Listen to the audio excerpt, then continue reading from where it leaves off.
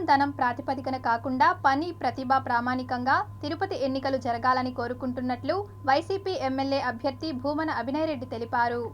Tirupati corporation 18వ డివిజన్లో వైఎస్ఆర్సీపీ నాయకులు నీలం బాలాజీ, అనిల్ రాయల్ ఆధ్వర్యంలో న్యాయవాదులతో ఏర్పాటు చేసిన ఆత్మీయ సమావేశానికి వైసీపీ ఎమ్మెల్యే అభ్యర్థి భూమన అభినయ్ రెడ్డి ముఖ్య అతిథిగా విచ్చేసి ప్రసంగించారు.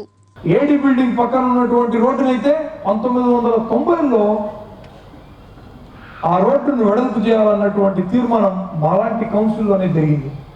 దానికి అడ్మినిస్ట్రేటివ్ శాంక్షన్స్ తీసుకోవడానికి మరో 13 ఏళ్ల సమయం పట్టింది. 2003లో రోడ్డు వేయడానికి 34 ఏళ్ళు పట్టింది. అంటే ఒక నిర్ణయం తీసుకొని దాన్ని అమలు చేయడంలో మీనమేషాదులు లెక్కించుకుంటూ దాన్ని ఆలస్యంగా కుంటుతూ నడిపేటటువంటి నాయకత్వం చేతుల్లో నగరం ఉండాలనుకుంటున్నారా?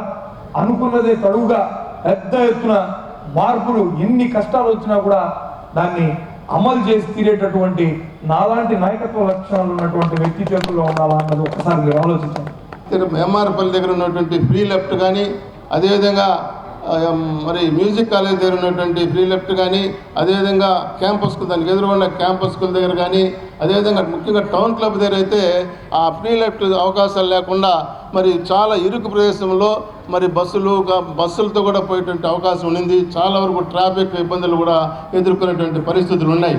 మరి అవన్నీ కూడా ఎవరు చెప్పారో కానీ అతనికి వచ్చినటువంటి ఆలోచనతో ఈరోజు ఫ్రీ లెఫ్ట్ అయినటువంటి కనిపెట్టింది కూడా మరి అభినయ్ రెడ్డి గారు అని చెప్పేసి కూడా ఈ సందర్భంగా మనం గుర్తు చేసుకోవాలి. భూమన కరుణాకర్ రెడ్డి గారు 4 అడుగులు వేస్తే వాళ్ళ ముగ్గురికి నేను తీసుకున్నటువంటి 10 అడుగులు వేసి మాటలకే కాకుండా తన చేతులతో చూపించినటువంటి మా యువ నాయకులు కాబోయే ఎమ్మెల్యే అభ్యర్థి అయినటువంటి భూమన అభినయ్ రెడ్డి గారికి నిజంగా మనస్ఫూర్తిగా అభినందనలు తెలియజేస్తున్నాను.